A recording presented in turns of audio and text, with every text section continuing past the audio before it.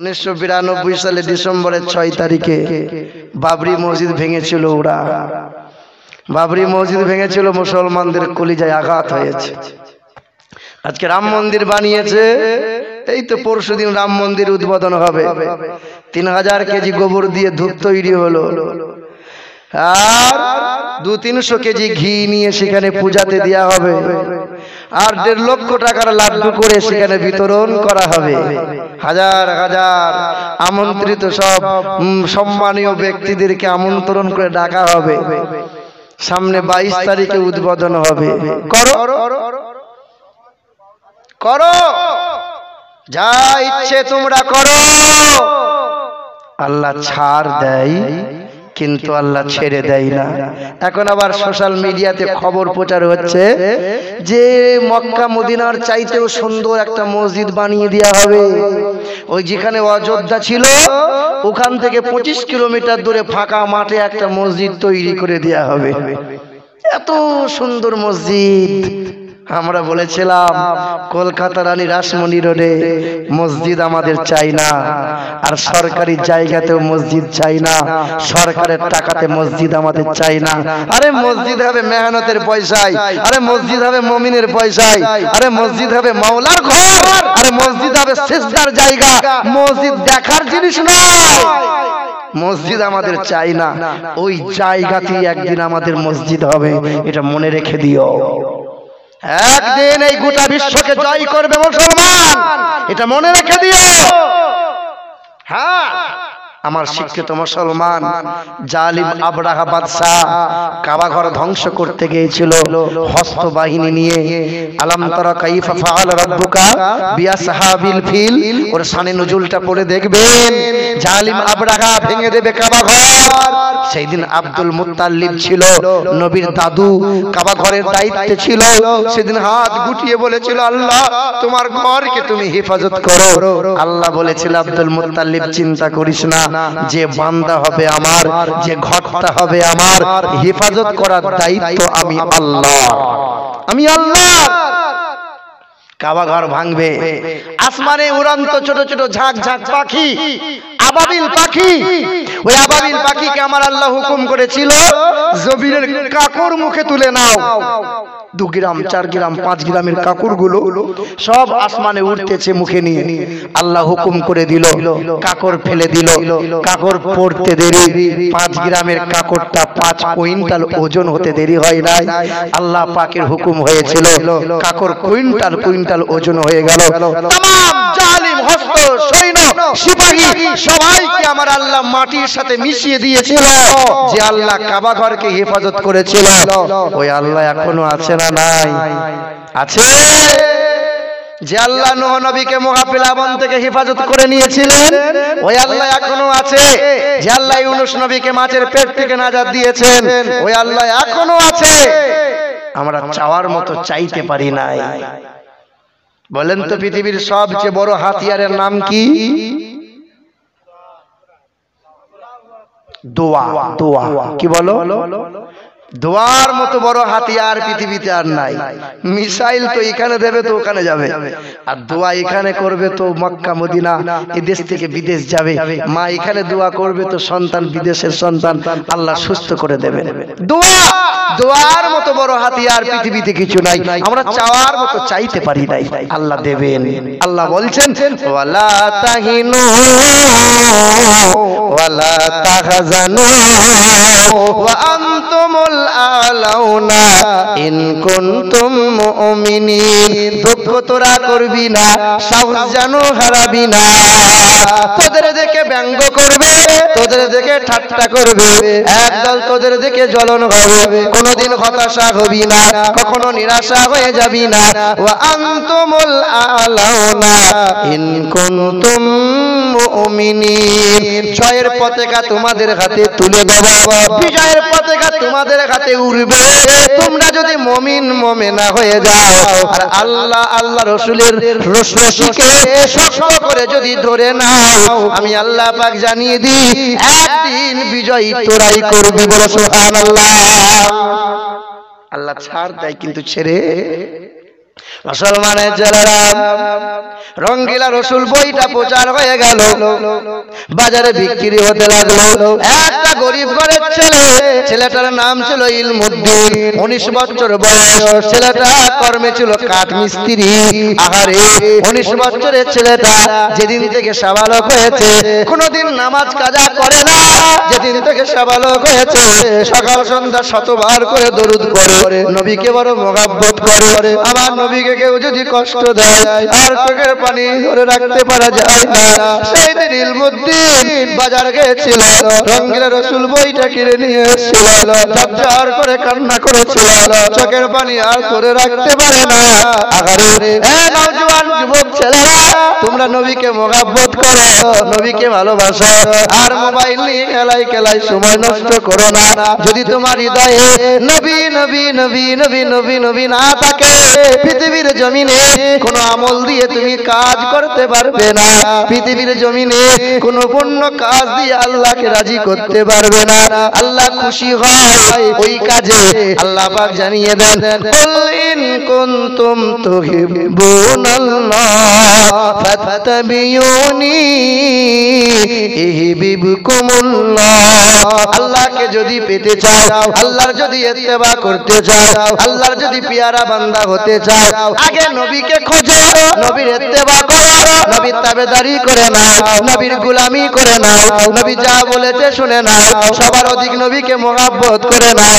আমি আল্লাহর পিয়ারা বান্দা হয়ে যাব, আমি তোমার গুনাহগুলোকে maaf করে দেব, এহকালে নাজাত পেয়ে যাবে, পরকালে হাসতে হাসতে জান্নাত দান করে দেব।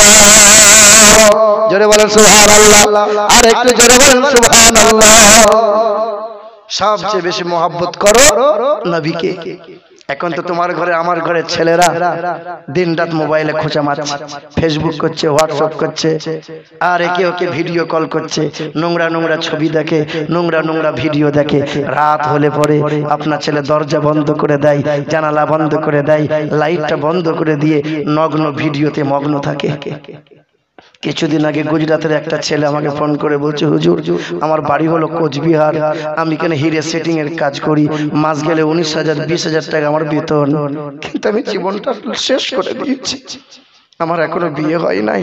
এমন কোন রাত নাই যে রাত্রে আমি হস্তমৈথুন করি না, এমন কোন রাত নাই যে রাত্রে আমি পাপ কাজ করি না। যুবক, কি অন্যায় করছো তুমি, তোমার কি মনে নাই? তুমি কি জানো না আল্লাহর নবী বলে দিয়েছেন হাসরের কঠিন ময়দানে কিছু কিছু নারী আর কিছু কিছু পুরুষদের পেট নয়, এই আঙ্গুলগুলো গর্ভবতী হবে, আর এক একটা আঙ্গুলের ভিতরে শত সন্তান নড়াচড়া করবে। সেদিন মা পিতা দাদা জিজ্ঞাসা করবে, আমার ছেলেটার আঙ্গুল কেন গর্ভবতী হলো, আঙ্গুলে কি হয়ে গেল? ফেরেশতারা বলবে, তোমরা কি দেখতে চাও? তোমার ছেলে রাতের বেলায় হস্তমৈথুন করেছিল, নোংরা নগ্ন ভিডিও দেখেছিল, কাবিরা গুনাহে লিপ্ত হয়েছিল, ভিডিও কলে ব্যভিচার করেছিল, চোখের জিনা করেছিল, কানের জিনা করেছিল, মুখের জিনা করেছিল, হাতের জিনা করেছিল। এই একজন জিনাকারী, একজন ব্যভিচার।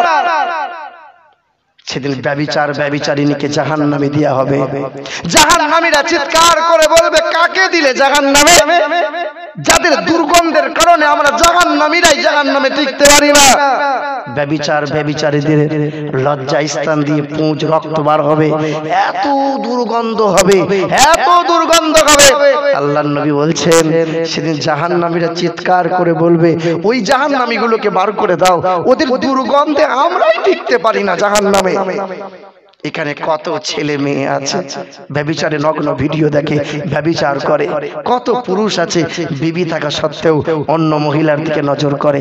কত মহিলা আছে স্বামী থাকা সত্ত্বেও অন্য পুরুষের সাথে ভিডিও কল করে, ফোন করে আই লাভ ইউ বলে, নোংরা নোংরা কথা বলে। কত মহিলা অহরহ অলিতে গলিতে ব্যভিচার চলছে, ওরা জানে না কত বড় অপরাধ। আল্লাহ হেফাজত করেন। সেদিন আমি ওই ছেলেটাকে বলেছিলাম, খোকা যুবক শোনো, তুমি অন্যায় কাজ করছো, দিন রাত, রাত হলে তুমি নগ্ন ভিডিও দেখছো। তুমি নগ্ন ভিডিও দেখার যখনই মন হবে, তার আগে তুমি বারবার বলবে আউযু বিল্লাহি মিনাশ শাইতানির রাজিম, বারবার বলবে, বারবার পড়বে লা হাওলা ওয়ালা কুওয়াতা ইল্লা বিল্লাহিল আলিয়্যিল আযীম, বারবার ইস্তিগফার করবে আস্তাগফিরুল্লাহাল্লাযী লা ইলাহা ইল্লা হুয়াল হাইয়ুল কাইয়্যুম ওয়া আতুবু ইলাইহি। ছেলেটা মাঝে মধ্যে ফোন করে আর কাঁদে আর বলে, হুজুর আপনার কথাগুলোর উপর আমল করেছি, আজকে যখন আমি ঘুমাতে যাই ওযু করে ঘুমাই, এখন থেকে 5 ওয়াক্ত নামাজ পড়ি আর গুনাহের কাজ করি না। বলো সুবহানাল্লাহ। মুসলমানের ছেলেরা, নওজোয়ান যুবকেরা, ইলমুদ্দিন ওই ছেলেটার নাম 19 বছরের ছেলে, মায়ের কাছে ছুটে গিয়েছিল। মা জিজ্ঞাসা করে, কোগা খাবার দিই, খাবার কেন খাস না, ঘুম কেন হয় না, চেহারা রোগা পাতলা করে দিয়েছে যুবক। সেই দিন ছেলে বলেছিল, মা তোমাকে কেউ যদি গাল মন্দ দেয় হয়তো আমি মেনে নেব, সহ্য করে নেব। আমার বংশে কেউ যদি গাল মন্দ দেয় হয়তো সহ্য করে নেব। আমাকে যদি কেউ গাল মন্দ দেয় আমি সহ্য করে নেব। যে আমার ঈমান, যে আমার প্রাণ, যে আমার জান, যাকে নিয়ে সব কিছু, যাকে সৃষ্টি না করলে আল্লাহ আসমান সৃষ্টি করতো না, আল্লাহ জমিনটাকে বানাতো না, ওই নবীকে কেউ যদি লম্পট বলে আমি ওই বেঈমানকে সহজে ছাড়বো না। মায়ের কাছ থেকে বিদায় নিয়ে বড় একটা ভুজালি নিয়েছে, দিয়ে কোমরে কাপড়ের ভাঁজে ভুজালিটা গেঁথে বসিয়ে নিয়ে লুকিয়ে নিয়ে রাজপালের বাড়িতে গেছে। রাজপাল ও খুশি মনে যখন বার হয়ে এসেছে, তখন ইলমুদ্দিন কোমরে ভাঁজ থেকে ভুজালিটা বার করে ইলমুদ্দিনকে, রাজপালকে হত্যা করে দিয়েছে। হত্যা করে দেওয়ার সাথে সাথে ইলমুদ্দিন হাত তুলে দিয়েছে। রাজপাল হত্যা হয়ে গেল, জাহান্নামে চলে গেল। ইলমুদ্দিন গ্রেফতার হয়ে গেল। গ্রেফতার হয়ে গেল মানে জেলে বন্দী হয়ে গেল। সেই দিন আদালতে উঠার আগে নামি দামি উকিলরা বলেছিল, গুগলে সার্চ করে নিও, ইউটিউবে সার্চ করে নিও, ইলমুদ্দিনের ঘটনা অহরহ পেয়ে যাবে। এ মুসলমানের ছেলেরা, এ নওজোয়ান যুবকেরা, এ বাবাজিরা, ভাইরা আমার, ইলমুদ্দিনকে বলেছিল, এ নওজোয়ান ছেলেটা, আমরা জানি তুমি খুব সৎ ছেলে, আমরা জানি তুমি খুব ভালো ছেলে, 5 ওয়াক্ত নামাজ পড়ো। আমি তোমাদেরকে উপদেশ দিই, আমরা উকিল মানুষ, একবার আদালতে দাঁড়িয়ে বলে দেবে আমার ঘুষ ছিল না, আমার জ্ঞান ছিল না, আমার মাথা ঠিক ছিল না, তারপরে আমরা দেখে নেব। ইলমুদ্দিন হাসতে হাসতে বলেছিল, নবীর আশিক কখনো মিথ্যা বলতে পারে না। আল্লাহু আকবার। মুসলমানের ছেলেরা, আচ্ছা একটা মোহাব্বতের সকলে একবার হাতটা তুলে বলেন তো, নারায়ে তাকবীর, নারায়ে তাকবীর, নারায়ে রিসালাত, বলে ইয়া রাসূলুল্লাহ। আল কোরআনের আলো, আল কোরআনের আলো, আল হাদিসের আলো, সুন্নিয়তের আলো, দ্বীন ইসলাম, দ্বীন ইসলাম জলসা কমিটি, নারায়ে তাকবীর। আলহামদুলিল্লাহ, আলহামদুলিল্লাহ, আল্লাহ কবুল করুক। মুসলমানের ছেলেরা, এ নওজোয়ান যুবকেরা, ইলমুদ্দিনকে কি করা হলো? ইলমুদ্দিনকে কাঠগড়ায় দাঁড় করিয়ে দেওয়া হলো। জজ একে একে প্রশ্ন করে, বারবার প্রশ্ন করে। ইলমুদ্দিন খুশ মেজাজে বলে, আমি স্বজ্ঞানে স্বইচ্ছায় চৈতন্য অবস্থায় আমি রাজপালকে হত্যা করে দিয়েছি। কেন করলে বলো? সেই দিন ইলমুদ্দিন কান্না করে বলেছিল, আমি তার দেবদেবী নিয়ে কোনোদিন খারাপ কথা বলি না, আমার ধর্মের মানুষেরা কোনদিন ভগবান নিয়ে বাজে মন্তব্য করি না, কাউকে চরিত্র নিয়ে কথা বলি না। কেন আমার নবীকে লম্পট বলল, আমার নবীকে চরিত্রহীন বলে বাজে মন্তব্য করে বই লিখে দিল। আমি রাজপালকে হত্যা করেছি কারণ নবী আমার জান, নিজের জীবন বিলিয়ে দেওয়া নবীর ইজ্জত শান কোনদিন মাটিতে মিশতে দেব না। কত রকম মুসলমান ওই নবীকে চিনতে পারিনি আমরা।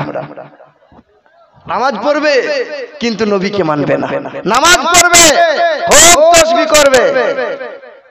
আমাদের গ্রামে একটা হাজী সাহেব, বললেন হাজী সাহেবরা, আমাদের গ্রামে হাজী সাহেব আগে ঠিক ছিল মাল, হজ করে এসে দেখছি বড় একটা তাসবিহ নিয়ে এসেছে, দিয়ে মসজিদে বসে তাসবিহ করছে, সুবহানাল্লাহ সুবহানাল্লাহ করছে, আর লোককে বোঝায় দরুদ পড়বি না, দরুদ পড়বি না। এই এরকম করছো কেন? বলছে মক্কায় দেখে এলাম কেউ দরুদ পড়ে না গো, তো মক্কায় পড়ে না, তো তোমার বাপের কিটা? তুমি একে জানো কি দরুদ না পড়লে নবীর সুপারিশ পাবে না। আল্লাহ নামাজ পড়ে না, আল্লাহ বান্দাকে বলেছে নামাজ পড়ো। আল্লাহ রোজা রাখে না, বান্দা রোজা রাখো। আল্লাহ হজ করতে বলেছে, আল্লাহ হজ করে না। আল্লাহ একটা কাজ করে, ফেরেশতাদেরকে বলেছে, ফেরেশতারাও করে।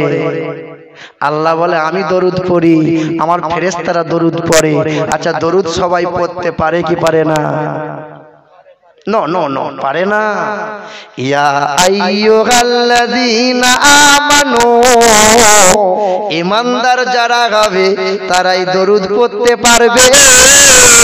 অন্য কেউ দরুদ পড়তে গেলে জ্বলন হবে, দরুদ সবাই পড়তে পারবে না।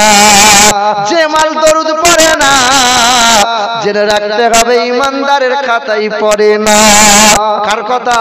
ইয়া আইয়ুহাল্লাযীনা আমানু সাল্লু আলাইহি ওয়া সাল্লিমু তাসলিমা। আমি আল্লাহ দরুদ পড়ি, ফেরেশতারা পড়ে, আমার ঈমানদার বান্দা যারা হবে তারাই দরুদ পড়বে। বলি সুবহানাল্লাহ। আমি হাজীকে বলেছিলাম তুমি হাজী হয়ে মরবে বটে, কিন্তু হাজী হয়ে তুমি কবর থেকে উঠতে পারবে না। বলছি কেন? যে নবীর যে দরুদ পড়ে না, ওই ব্যক্তি নবীর সুপারিশ কোনোদিন পাবে না। আর যে নবীর সুপারিশ পাবে না, তার চেহারা অন্য পশুর মতো হয়ে যাবে। নবীর উম্মতের চেহারা নিয়ে সে উঠতে পারার সুযোগ পাবে না। আফসোস। আমার এক বন্ধু বলছিল যে ভাইজান, আমি হাজীদেরকে নিয়ে গিয়েছিলাম, প্রায় নাই করে 55টা ব্যক্তিকে নিয়ে গেছি হজ করাতে। দি মক্কা শরীফে দেখবেন ছোট ছোট ফোল্ডিং চেয়ার থাকে না, ফোল্ডিং চেয়ার। তা হঠাৎ দেখছি হাজী সাহেবের খুব শরীর খারাপ। তা ডাক্তার বলে ওষুধ পানি দেয়, কিন্তু ঠাড়ো হয় না। তা হাজী সাহেবকে জিজ্ঞাসা করছি তুমি কিছু ভুল করেছো, বেয়াদবি করেছো? না, করি নাই। তো অসুস্থ হয়ে আছে, তার যখন সামানগুলো ঘেটে ঘেটে দেখছি যে কোথায় ওষুধ আছে, তো তাকিয়ে দেখছি ওর যে একটা ব্যাগ ছিল, মানে অ্যাটার্জি বা শোকেস কি বলে ওটাকে, ব্যাগ ছিল। তো ব্যাগের নিচেতে মক্কা থেকে একটা বগলে করে চেয়ার নিয়ে চলে এসছে, যে বাড়ি নিয়ে চলে আসবে চেয়ারটা। ওর হজ করতে গেছে, ওকে আবার হাজী সাহেব বলতে হবে। আফসোস। ঈমান ঠিক রাখেন, ঈমান ঠিক রাখেন। সব আলেম আলেম নয়, সব মৌলবী মৌলবী নয়, সব পীর পীর নয়, আর সব হাজী হাজী নয়। এটা মনে রাখতে হবে মাথায়। লম্বা দাড়ি আর লম্বা টুপি থাকলে বড় বড় বিখ্যাত হুজুর না। কিছু কিছু ভণ্ড পীর সাহেবদের জন্য আজকে আমাদের বদনাম। আমাদের বর্ধমান ডিস্ট্রিক্টে শুধু গেঁজাতে টান মারছে, নামাজও পড়বে না, আসলে কুল কলমা কিছুই নাই, আর মেয়ে ছেলেতে পা টিপছে শুধু। বলছেন পীর সাহেব সাংঘাতিক পীর। আমি চ তুই কবরে চ, তারপর দেখবি। ওই কিছু কিছু ভণ্ডদের জন্য আজ হক্কানি ওলিদের বদনাম, কিছু কিছু ভণ্ড আলেমদের জন্য আজ হক্কানি আলেমদের বদনাম, কিছু কিছু ভালো হাজীদের বদনাম হয় কিছু কিছু ভণ্ড হাজীদের জন্য।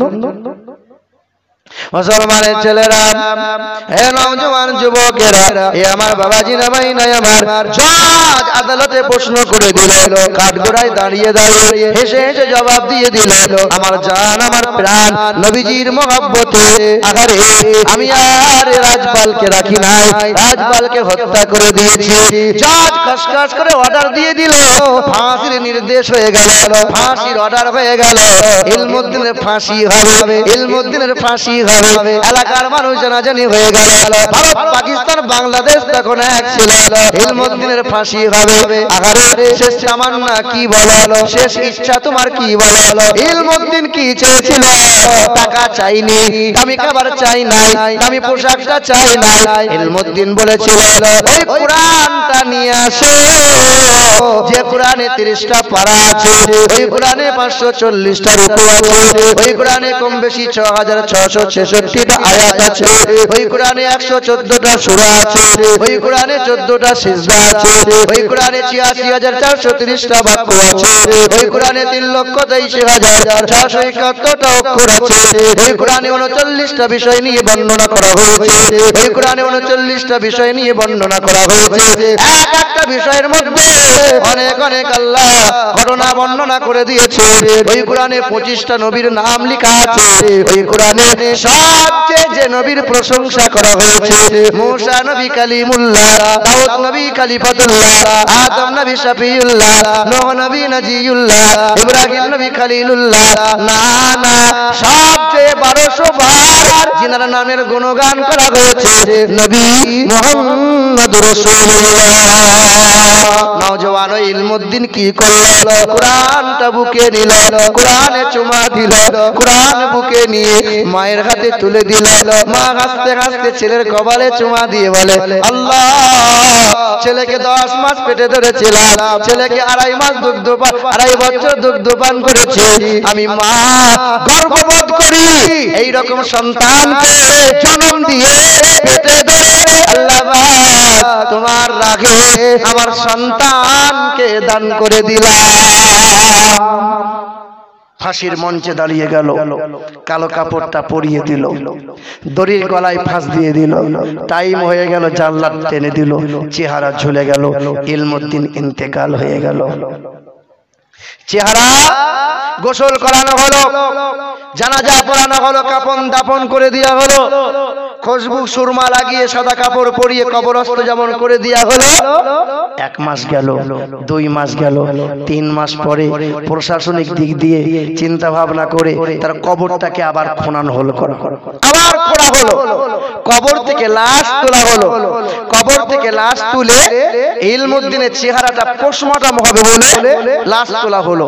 ইতিহাস সাক্ষ্য দেয়, আল্লাহর কসম করে বলি, ইতিহাস সাক্ষ্য দেয়, আল্লাহর কসম 2 বার, আল্লাহর কসম 3 বার, ইতিহাস সাক্ষ্য দেয় যেমন চোখে সুরমা লাগিয়েছিল 3 মাস পরে চোখের সুরমা তেমনই পাওয়া যায়, যেমন খুশবু লাগানো হয়েছিল চেহারা থেকে তেমন খুশবুই বার হয়। তার চামড়াগুলো খসে নাই, তার লোমগুলো খসে যায়নি, তার নাকগুলো খসে যায়নি, তার চেহারা ফুলে যায়নি। কারণ আল্লাহ পাকের আশিক বান্দা যারা, নবীর উম্মত যারা, আল্লাহ পাকের ওলি বান্দা যারা, তাদের দেহ কখনো মাটি ছুঁইবে না, তাদের দেহ কখনো পোকা মাকড়ে খাবে না। বলে সুবহানাল্লাহ। চিকিৎসা বিজ্ঞান বলে যে একটা মানুষ মরে যাওয়ার পরে 6 দিনে নখগুলো খসে যাবে, 9 দিনে চুল খসে যাবে, 17 দিনে মাংসগুলো সব ফেটে ফেটে হয়ে যাবে, 90 দিনে সব কঙ্কাল হয়ে হাড় আলাদা আলাদা আলাদা। তাই কবি লিখছেন, 6 দিন পরে নখ খসে যাবে, 9 দিন পরে চুল, 6 দিন পরে নখ খসে যাবে, 9 দিন পরে চুল। কবর গাগের সমান নিতে কইরো না কেউ ভুল, কবর জায়গা ভালো নয়, কবর জায়গা ভালো নয়, আমল দিয়ে কবর গৃহ সাজিয়ে নিতে হয়, কবর জায়গা ভালো নয়, কবর জায়গা ভালো নয়। 17 দিনে পেটে পেটে শেষ পোকার খাদ্য হবে, 7 দিন পরে গোশত থাকবে না, কঙ্কাল পড়ে রবে। 17 দিনে পেটে পেটে শেষ পোকার খাদ্য হবে, 7 দিন পরে গোশত থাকবে না, কঙ্কাল পড়ে রবে। 90 দিনে হাড় গুলি সব, 90 দিনে হাড় গুলি সব আলাদা হয়ে রয়, কবর জায়গা ভালো নয়, কবর জায়গা ভালো নয়, আমল দিয়ে কবর গৃহ সাজিয়ে নিতে হয়, কবর জায়গা ভালো নয়। আল্লাহুম্মা সাল্লি আলা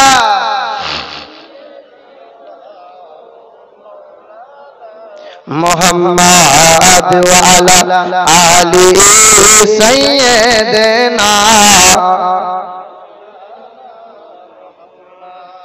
5 শ্রেণীর দেহ কবরের মাটি কোনোদিন খাবে না।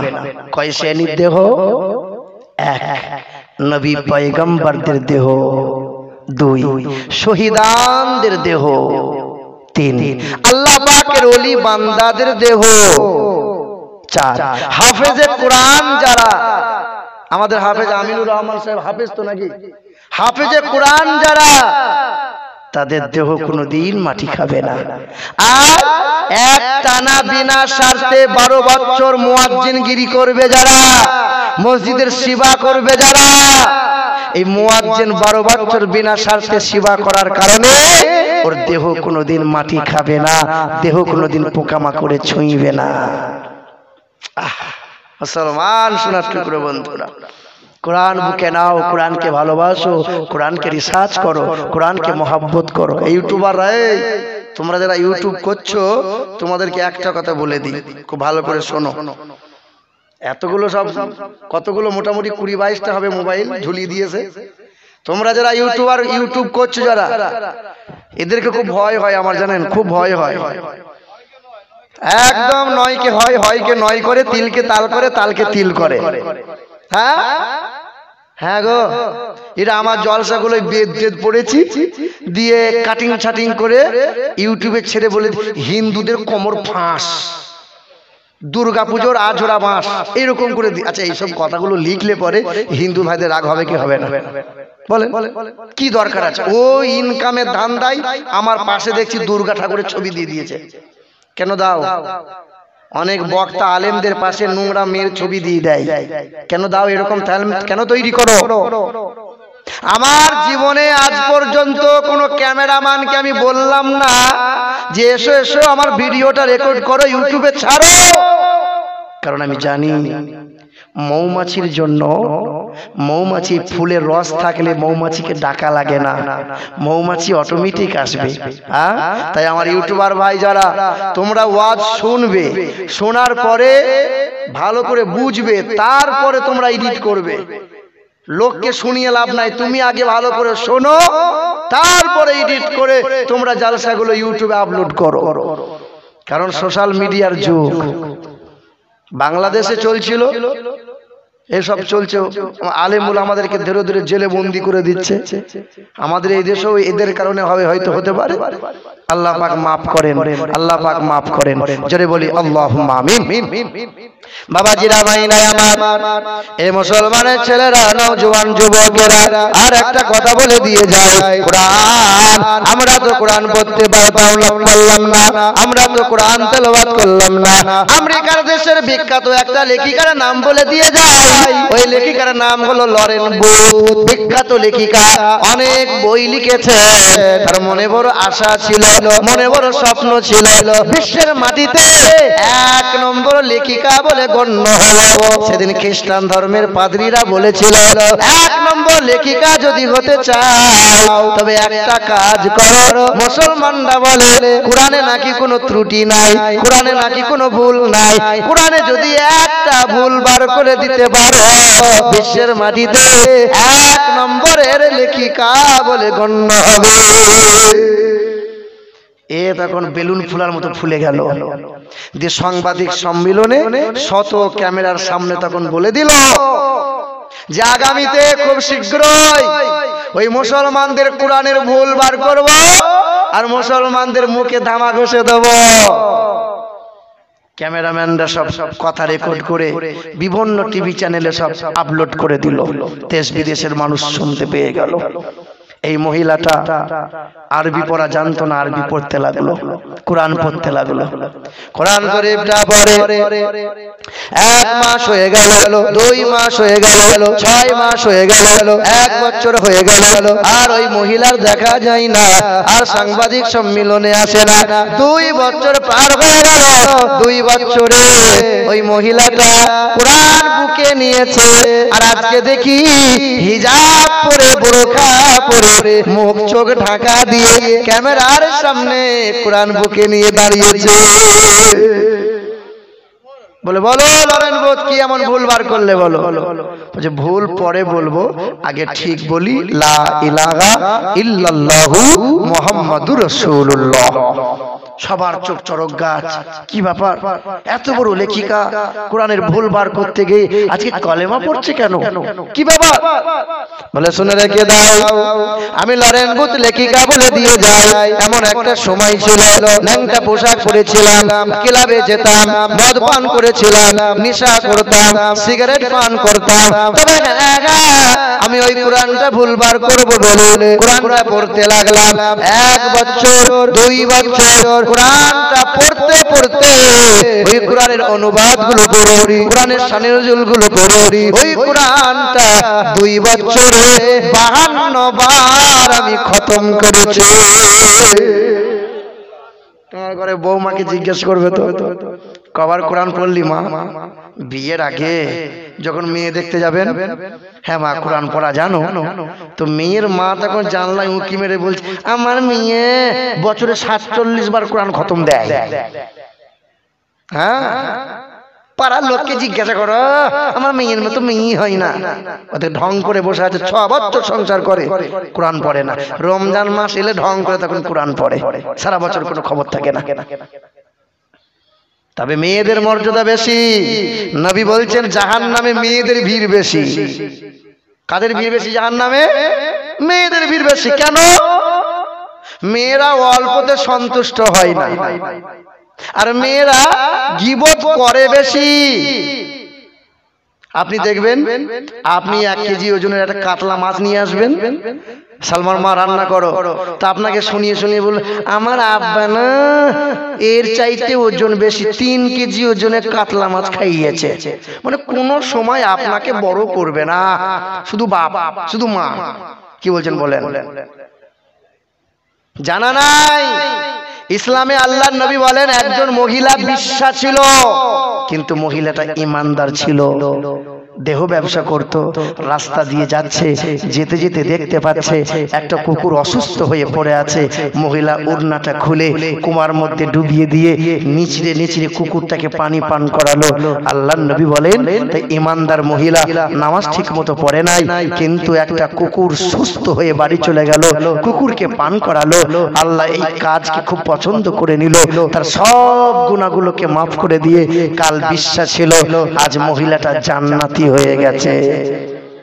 আল্লাহর নবী দ্বিতীয় এক হাদিসে বলেন আমি যখন মিরাজ গেলাম তখন দেখে এলাম জাহান্নামে একজন মহিলা দাউ দাউ করে জ্বলছে। তবে মহিলা আমার খুব পরিচিতি মহিলা। সাহাবায়ে কিরামরা খবর নিয়ে বললেন ইয়া রাসূলুল্লাহ, ওই মহিলার বাড়িতে খবর নিয়ে দেখলাম ওই মহিলা কি কারণে জাহান্নামে। মহিলার বাড়িতে একটা বিড়াল ছিল, অসুস্থ ছিল, বিড়ালকে খেতে দিত না, বন্দি করে রেখে দিয়েছিল। অসুস্থ না খেতে পেয়ে বিড়ালটা কষ্ট পেয়ে মারা গিয়েছে, কিন্তু মহিলা খুব নামাজি ছিল। আল্লাহর নবী বলেন ওই বিড়ালকে কষ্ট দেওয়ার কারণে আমি নবী বলছি ওই মহিলা জাহান্নামী, জাহান্নামী। এ মুসলমান, একটা মহিলা যদি কুকুরকে সেবা করার কারণে জান্নাতি হয়, আর একজন মহিলা যদি বিড়ালকে কষ্ট দেওয়ার কারণে জাহান্নামী হয়, আমরা মানুষ হয়ে মানুষের প্রতি মিল মোহাব্বত ভালোবাসা, মানুষ হয়ে মানুষের যদি পাশে দাঁড়াতে পারি আমরা জান্নাতি হব কি হব না? জান্নাত পাবো কি পাবো না? পাওয়া যাবে। ইমানদার হও, পাশে দাঁড়াও, দেখবেন মা খালারা আপনার তো ভালো কাজ তো জীবনে সহ্য করতে পারবি না।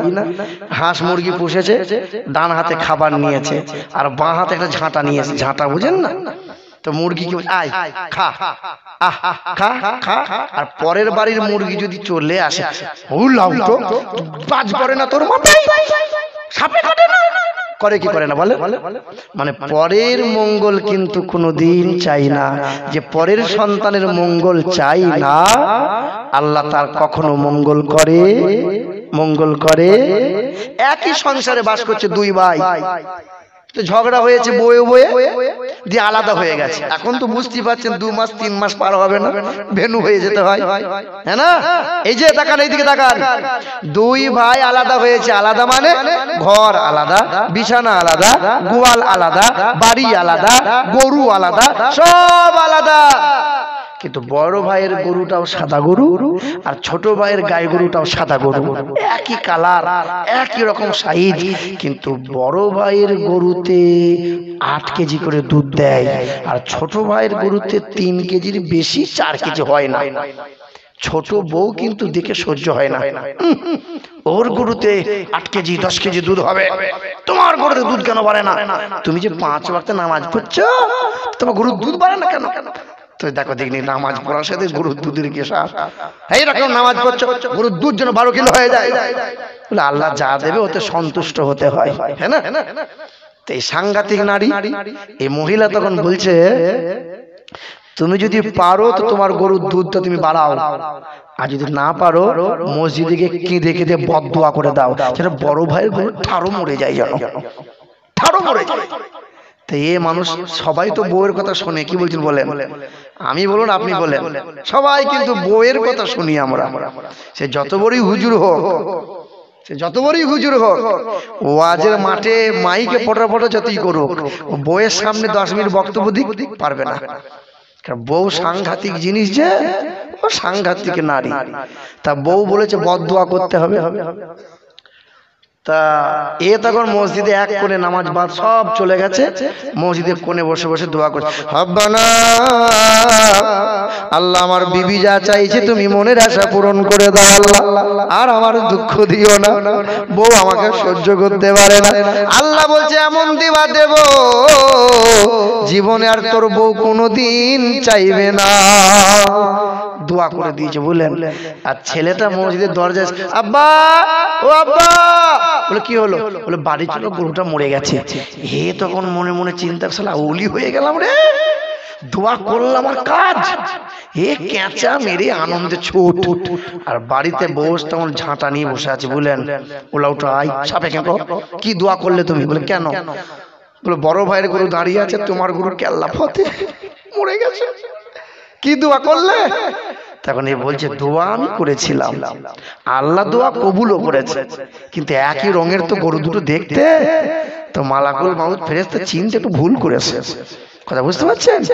মানে আল্লাহ বলতে চাইছেন, বান্দা অমঙ্গল চেয়েও না কারো, তোমারই অমঙ্গল হয়ে যাবে, পরের মঙ্গল কামনা করো, আল্লাহ তোমাকে মঙ্গল দেবে, আল্লাহ তোমাকে মঙ্গল দেবে। তবে হ্যাঁ, আল্লাহর নবী সাল্লাল্লাহু আলাইহি ওয়াসাল্লাম বলেন, মহিলাদের জান্নাতে যাওয়া বড় আসান। একজন মহিলা যদি 4টে গুণ ভালো হয়, জান্নাতের 8টা দরজা আমার আল্লাহ খুলে দেন। কটা দরজা? 1 নম্বর 5 ওয়াক্ত নামাজি পড়বে মহিলা, রমজান মাসে রোজা রাখবে, আর স্বামীর সেবা করবে, স্বামীকে কখনো কষ্ট দেবে না, স্বামীকে ভাষা খারাপ করবে না, আঙ্গুল তুলে কথা কোনোদিন বলবে না। 4 নম্বর হলো ওই মহিলা পর্দাশীলাই চলে, জবান পর্দা করে, দেহকে পর্দায় ঢেকে রাখে। 4টে গুণ যদি একটা নারী ভালো করে নেয়, আল্লাহর নবী বলেন জান্নাতের 8টা দরজা আল্লাহ খুলে দেন। তবে একটা যদি গোলমাল হয়, আপনি বিবিকে বলেছেন এই পেট বার করে বাজারে যাবি না, আপনার বিবি বারবার কিন্তু এই পেট বার করে বাজারে, আপনাদের এলাকার মহিলারা তো বন্ধনের লোন টোন আনতে যায় কি না তা জানি না, যায় আমাদের বর্ধমান ডিস্ট্রিক্টে খুব চলে বাবা।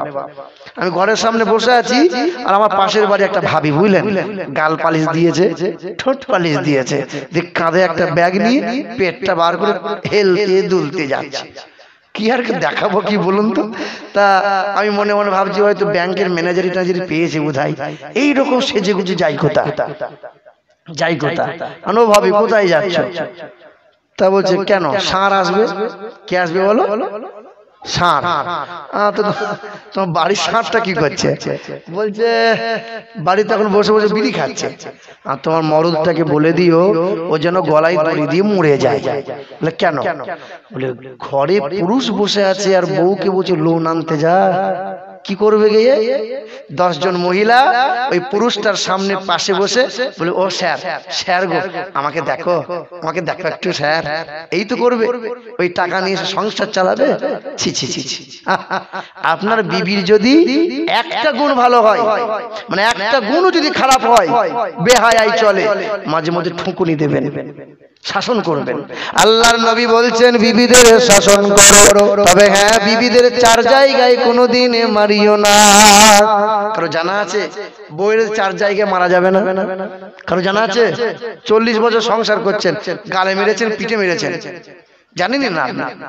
আল্লাহর নবী বলেন বিবিদের 4 জায়গায় কোনোদিন মারা যাবে না। নবী বলেন মহিলাদের মুখমণ্ডলে কখনো মারিও না, আর মহিলাদের বক্ষস্থলে কোনোদিন মারিও না, মহিলাদের পিঠে কখনো মারবে না, মহিলাদের মাথায় কখনো আঘাত করবে না। মারার জায়গা আছে? আর আছে? নবী বলছেন মহিলাদেরকে মেরো না, তোমার বিবিকে মেরো না, ওর মতো অর্ধাঙ্গিনী আর পাবে না। ও তোমাকে পাপ থেকে মুক্ত করে, ও তোমাকে যৌবনে পিয়াস মিটায়। আপনার গ্রামের একটা নেতা মাতব্বর, ওর বিবি যদি 1 মাস রাগ করে বাপের বাড়ি চলে যায়, মাথা তার ছিঁড়ে যাবে, খ্যাপা হয়ে যাবে বউয়ের জন্য। ওর মতো এমন সঙ্গিনী আর পাওয়া যাবে? তবে আমি আপনাদেরকে বলি, আপনার বিবির সামনে যেন 3টে কথা কোনোদিন বলবেন না, তাহলে সংসারে অশান্তি আসবে। কটা কথা? 1 নম্বর হলো বিবির সামনে কখনো কোনোদিন ব্যাংকে কত টাকা আছে, কত টাকা আয় করেন, এটা বিবিকে বলিও না। 2 নম্বর হলো আপনার বিবির সামনে যেন অন্য মহিলার প্রশংসা করিও না। একবার যদি আপনি বলে দেন না, পাশের বাড়ি ভাবির রান্না আর সাংঘাতিক রান্না, ব্যাস আর কিছু বলতে হবে না। ও দেখবেন লেপের তলায় শুয়ে শুয়ে কি হয়েছে, কি হয়েছে বল, বলবে না। ওপর মহলে ফোন লাগিয়ে দেবে, মানে মাকে ফোন লাগিয়ে দেবে, ও মা কি হয়েছে, আমি তোমাকে বলছিলাম, তুমি বিশ্বাস করছিলে না, মা কি হয়েছে বল না, কাঁদিস না, কি হয়েছে বল। ও মা তোমার জামাই ফেসে গেছে, মা ভাবির সাথে ফেসে গেছে। শুধু এতটুকু বলেছিলেন, রান্না ভালো, ব্যাস। ও লাঠি পাঠি ওপর মহল নিচু মহল সব করে দেবে। কি বলছেন বলেন? 3 নম্বর, আপনার জীবনে গোপন যদি কোনো কিছু কথা থাকে, বিবিকে আদর পেয়ে কোনো দিন যেন বলে দিয়েন না। ও এমন একদিন খোঁচা মারবে যে কলেজে ফানা করে দেবে। আল্লাহ পাক মাফ করেন। মুসলমানের ছেলেরা, হে নওজোয়ান যুবকেরা, কথায় কথা বেড়ে যায়, কথা বলে যায়, শুনে রেখে দাও মুসলমানের ছেলেরা। আমেরিকার দেশের বিখ্যাত লেখিকা, ভুলে যাবেন না, ওয়াজ মনোযোগ সহকারে শোনেন। এই আমেরিকার দেশের লেখিকা ক্যামেরার সামনে দাঁড়িয়ে বলে দিয়েছিল, আমি একজন নারী, 2 বছরে ওই কোরআনটা 52 বার আমি খতম করেছি। ওই কোরআনটা পড়ে দেখলাম, ওই কোরআনটা রিসার্চ করে দেখলাম, কোরআনের শানে নুজুল গুলো পড়লাম, কোরআনের ব্যাখ্যা অনুবাদ গুলো দেখলাম, কোরআনের তাফসীর গুলো দেখলাম। কোরআন পড়ে জানতে পারলাম কোরআনে বিন্দু মাত্র কোনো ত্রুটি নাই, চাঁদে দাগ আছে। ওয়া ইন্নাকা লাআলা খুলুকিন আযীম, নবীজির চরিত্রে কোনো দাগ নাই। আল্লাহর নবীকে উত্তম চরিত্র বানানো হয়েছে। আল্লাযীনা আমানু ওয়া আমিলুস সালিহাতি বিমা নুজিলা আলা মুহাম্মাদ, নবীজির উপরে কোরআন নাজিল হয়েছে। এই কোরআনে বিন্দু মাত্র কোনো ভুল নাই, আর ন্যাংটা পোশাক নয়, আর ন্যাংটা পোশাক নয়, আর খারাপ কাজ নয়, আর গুনাহের কাজ নয়। পর্দাশীলা হয়ে গেছে, কোরআন বুকে নিয়ে নিয়েছে, কালেমা পড়ে নিয়েছে, 5 ওয়াক্ত নামাজ পড়া শুরু করে দিয়েছি। আজ হারাম কাজে যাব না। এলাকার মায়েরা বোনেরা, তোমাদের পায়ে হাত রেখে বলি, মা তুমি হলে মায়ের জাত, তুমি কোরআন পড়ো, ছেলে মেয়েদেরকে কোরআনের তালিম দাও, ছেলের মাথায় টুপিটা তুমি পরিয়ে দাও, ছেলের বুকে কোরআনটা তুমি ধরিয়ে দাও, আব্বা হাত ধরে মসজিদে পৌঁছে দাও। মা যদি মা হয়, আব্বা যদি আব্বা হয়, মা যদি মায়ের মতো হয়, আব্বা যদি আব্বার মতো হয়, ছেলে নেককার হবে, জমি যদি ভালো হয়, ফসল হবে ভালো, কারখানা যদি ভালো হয়, প্রোডাক্ট হবে ভালো, মাটি যদি ভালো হয়, ফলন হবে ভালো, পেট যদি ভালো হয়, বাচ্চা হবে ভালো। হে মা, তুমি যদি নেককার হও, তোমার কন্যা, তোমার সন্তান, তোমার ছেলে মেয়ে নেককার নেককারিনী হবে। মুসলমান, আজকে দেখেন ছেলেরা বাপ মাকে দেখতে পারে না। আমি কদিন আগে একটা গল্প বলছিলাম যে 2 বছরের বাচ্চা, আব্বা বয়স এখন 30 বছর, আব্বা তখন 2 বছরের বাচ্চাকে হাত ধরে বাগানের দিকে নিয়ে যাচ্ছে। একটা ডালে কাক বসে আছে, ওই গাছে কাক বসে আছে। তো ছেলে 2 বছরের ছেলে বলছে, আব্বা আব্বা এটা কি গো? আব্বা বলছে, এটা কাক রে। আবার আব্বা ওই গাছের ডালে বসে আছে, ওটা কি? আব্বা বলছে, এটা কাক। আবার জিজ্ঞাসা করছে, আব্বা ওইটা কি? বাপকে জিজ্ঞাসা করেছে 30 বার। বাপ নরম সুরে জবাব দিয়ে 30 বার বলেছিল, এটা কাক, এটা কাক। আজ আব্বা মুরব্বি 60-80 বছর হয়ে গেছে, ছেলের বয়স এখন 28 বছর হয়ে গেছে। ছেলের বাড়ি থেকে না কলকাতায় চাকরি করে। বাপ মাঝে মাঝে ফোন করে, ছেলে খুব বিরক্ত হয়, তোমার কি সময় নেই নাকি? আমার কাজে ডিস্টার্ব ঘটাও কেন? তুমি বুড়ো মানুষ, বুড়ো মতো থাকো। আব্বা বলছে, খোকা তোকে অনেকদিন হলো দেখি নাই রে। তো যখন 2 বছর বয়স ছিল তখন আমি কিছু কথা ডায়েরিতে লিখে রেখেছিলাম, তোর সাথে একটু দেখবো আর ডায়েরির কথাটা আমি মিলাবো। এসো এসো, 10 মিনিটের বেশি সময় দেওয়া সম্ভব নয়, আমি অফিসার হয়েছি না। আব্বা বুড়ো মানুষ লাঠি নিয়ে ভর করে গিয়ে বলছি, খোকা আমার সঙ্গে একটু বাগানের দিকে চল না। গাছের ডালে একটা কাক বসে আছে, একটা কাক বসে আছে। বুড়ো 80 বছরের বাপ তখন 28 বছরের ছেলেকে জিজ্ঞাসা করছে, খোকা এটা কি রে? কাক। তুমি জানো না চশমার পাওয়ার কি কমে গেল নাকি? বছরে বছরে পাওয়ার বাড়াতে হয়। কিছু দূর যাওয়ার পরে জিজ্ঞাসা করছে, খোকা এটা কোন পাখি রে? এটা কাক। বুড়ো ধাম কোথাকারে, তুমি ভান্ডামি করছো। বাপের চোখের পানিটা দরদর করে গড়িয়ে গেল, আর ডায়েরিটা খুলে দেখি বলল, খোকা তোর যখন 2 বছর বয়স ছিল তুই একই সুরে আমাকে 30 বার জিজ্ঞাসা করেছিলি, 30 বার নরম ভাষায় থেকে উত্তর দিয়েছিলাম। আমি বিরক্ত হইনি। আজকে তোর বাপটা ছোট হয়ে গেছে, বৃদ্ধ হয়ে গেছে, আজকে তোর বাপ জিজ্ঞাসা করছে বলে তোর খুব বিরক্ত লাগে বল? এখানে অনেক সন্তান বসে আছে, বাপ মাকে ভুলে গেছে। খুব নামাজ পড়ছো পড়ো, খুব দান খায়রাত করছো করো, বাপ মায়ের কাছে দোয়া নাও। আপনারই এলাকার বসিরহাটে বাদুরি এলাকার কথা বলছি, আগের বছরে জলসা করতে এসে স্টেজ থেকে নামছি, আর একটা নওজোয়ান ছুটে একটা 500 টাকার নোট দিয়ে বলছে, হুজুর দোয়া করবেন। আমি কিসের দোয়া রে? বলছে আমার বিবির জন্য দোয়া করবেন। তোর মা কি হলো? বলে 6 মাস হলো মায়ের সাথে কথা বলি না। আমার বউ বলেছে মা বাবার সাথে সম্পর্ক রাখলে আমি বাপের বাড়ি চলে যাব। তাই বউকে বলেছি, মাকে গোয়ালে দেবো, তোকে ছাড়বো না, তুই পা বাড়াবি না। তাই বাপ মার সাথে কথা বলি না, বউকে রেখেছি, বউয়ের জন্য দোয়া করেন। হানু খাজা গরিব নওয়াজ যদি ওই আজমির থেকে চলে এসে তোর জন্য দোয়া করতে চাই, আল্লাহ তোর দোয়া পীরের জবান থেকে নেবে না। হে মুসলমান সোনার টুকরো বন্ধুরা, আমার সুধী মানুষেরা, আজ ভুলে গেছি আমার বাপকে, আমার মাকে। আপনি একবার মনে করেন, আমার নজরে দেখা 2 ছেলে বোম্বাই সোনার দোকান করেছে, ভারতনগরে 2 তলা বাড়ি করেছে। তাই বুড়ো বাপ মা 2 তলার উপরে জায়গা নেই, 2 বউ বাস করে ছেলে পিলে নিয়ে। তাই বুড়ো বাপ মায়ের জন্য একটা ভালো জায়গা ঘর করে দিয়েছে, ওই সিঁড়ির তলাতে একটা মশারি টাঙিয়ে বুড়ো বাপের আর মায়ের জন্য ঘর করে দিয়েছে। ঈদের 3 দিন আগে বউটা ফোন করে বলছে, তুমি বাড়ি আসবে কবে? আর তোমাকে যে সেই বলেছিলাম না আমার জন্য লাল টুকটুকে একটা বেনারসি শাড়ি নিয়ে আসবে?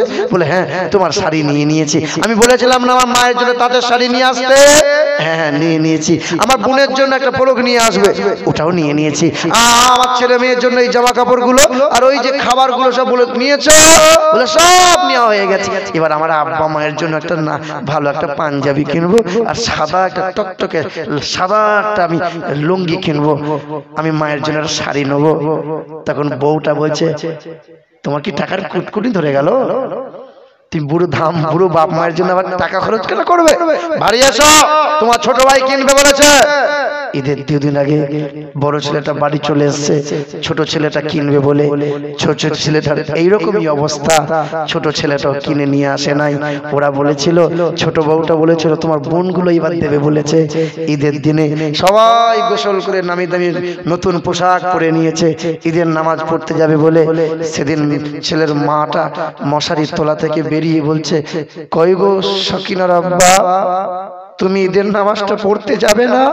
কয় বলে, আমার তো লুঙ্গিটা পাঞ্জাবিটা কেচে দিলে না, আগের বছর এই লুঙ্গিটার পাঞ্জাবিটা আমার মেয়েটা দিয়েছিল, অনেকদিন পরে পরে ময়লা হয়ে গেছে। সেদিন ছেলের মাটা কেঁদেছিল আর বলেছিল, আমি ওই জন্য লুঙ্গিটার পাঞ্জাবিটা পরিষ্কার করি নাই, তোমার বড় ছেলে আর না হয় তোমার ছোট ছেলেটা আনবে বলে।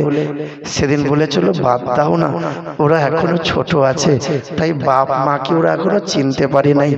সেদিন ঈদের নামাজ পড়তে গিয়েছিল, পুরাতন কালো লুঙ্গিটা পরে আর ছেঁড়া পাঞ্জাবিটা পরে লাঠির উপরে ভর করে করে ঈদের নামাজটা পড়ে এসে বাড়িতে এসেছে।